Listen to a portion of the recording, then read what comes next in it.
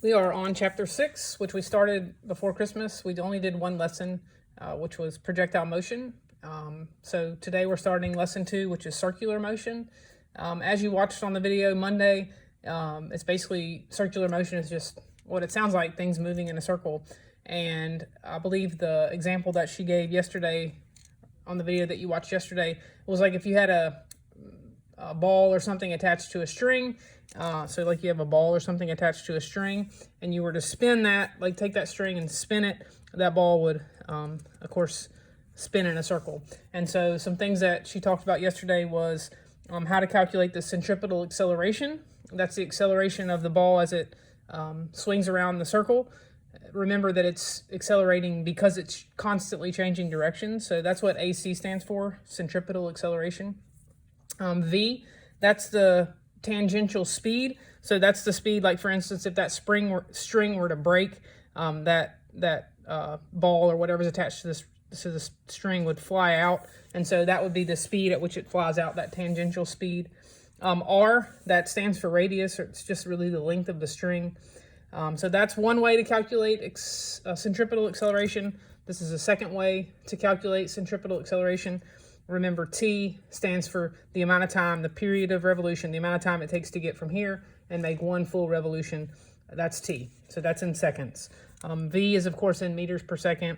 R is in meters. And acceleration, as always, meters per second squared. That's one formula she talked about yesterday. Another one was this one, F net equals the mass of the object being swung times the centripetal acceleration. So if you want to, you go ahead and put these things in your note cards. I don't mind you labeling what's what. But that's the first thing you want to do is put that in your note cards, and then we'll work some practice problems. The first sample problem we'll look at is number 1 here. A 0.13 kilogram rubber stopper is attached to a 0.93 meter string. The stopper is swung in a horizontal circle, making one revolution in 1.18 seconds. Find the force exerted by the string on the stopper.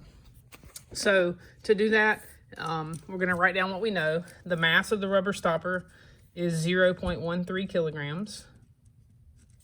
We also know that it's attached to a string that's 0.93 meters long. That's going to be your R, the length of the string, because remember that string, and there's the stopper, it's going to rotate in a circle, and so the length of the string is the radius, 0.93 meters. The stopper is swung in a circle, making one revolution in 1.18 seconds. So here, one full revolution, 1.18 seconds. That's the period, which is T. So T equals 1.18 seconds. And then the question says to find the force, the net force, or the tension, since it's a string, exerted by the string on the stopper. So this is my unknown. So looking back at my formulas, to find the force, it's just simply mass times centripetal acceleration. I do have the mass, 0.13, but I don't have the centripetal acceleration. So I have to look at these two formulas. These are my two centripetal acceleration formulas.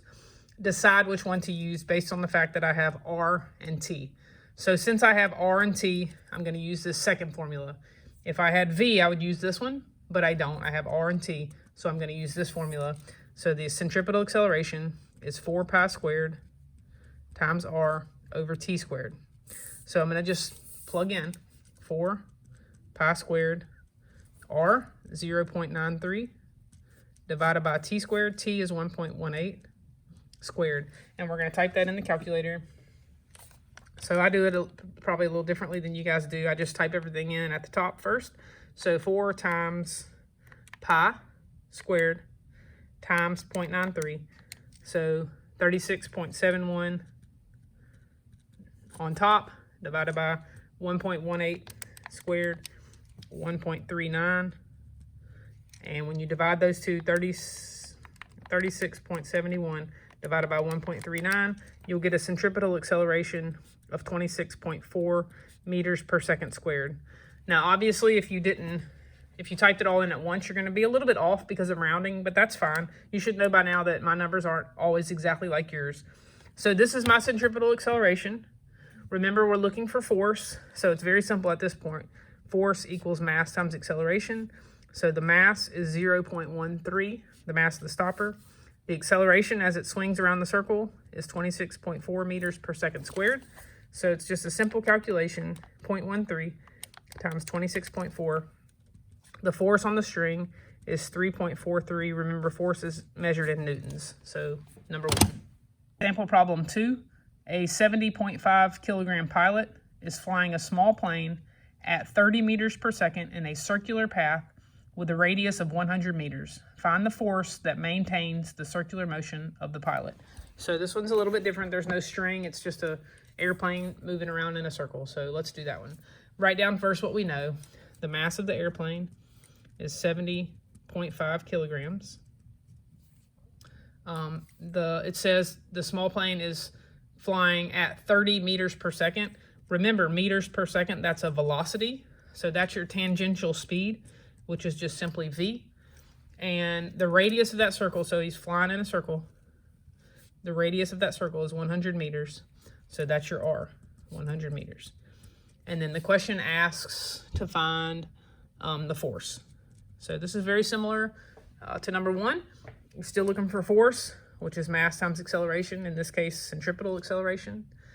We can't do that yet because we don't have the centripetal acceleration. So we have to look at our formulas. They should be in your note cards. Decide which one of these two we can use. So on number 1, we use this one because we had radius and period. For number 2, we have radius and tangential speed. So we're going to use this formula. So centripetal acceleration, it's actually a little bit easier than number 1, is v squared over r. So 30 squared divided by 100. And so when you do that calculation, 30 squared divided by 100 is 9. So the centripetal acceleration of the plane is 9 meters per second squared. To find the force, remember it's just mass times centripetal acceleration. The mass of the plane is 70.5. The centripetal acceleration is 9. So 70.5 times 9, 634.5. Remember, force is measured in newtons.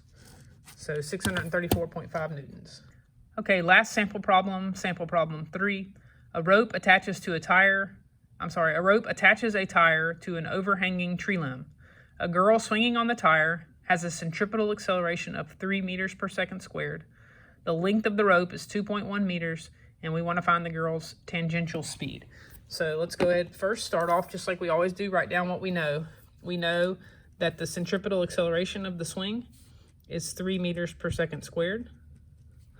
The length of the rope, so here's the tree limb, here's the rope, here's the swing. Basically the length of this rope, if the swing was able, it could swing all the way around the tree limb. That's the circle. So this length is 2.1 meters. So that's going to be your radius, 2.1 meters. Again, if that swing was able to go all the way around the tree limb, 2.1 would be the radius. And then we're looking for the tangential speed. Remember that tangential speed is just v. So no force. Number 1 and number 2 dealt with force. This one doesn't. So it's just a matter of deciding which one of these two formulas do we use. So if we're looking for v, we're going to choose this formula. That's the formula that has tangential speed in it. So acceleration is tangential speed squared over the radius. So just do a little bit of algebra. Put in the place of a, 3, because it's right there, equals, we're looking for v, divided by r, which is 2.1. So to solve this algebraically, cross multiply, 3 times 2.1 is 6.3, equals v squared. We have to get rid of that squared, so we square root 6.3, 2.5. So the tangential speed of the swing is 2.5. Remember, speed or velocity is measured in meters per second. So 2.5 meters per second is the tangential speed of the swing.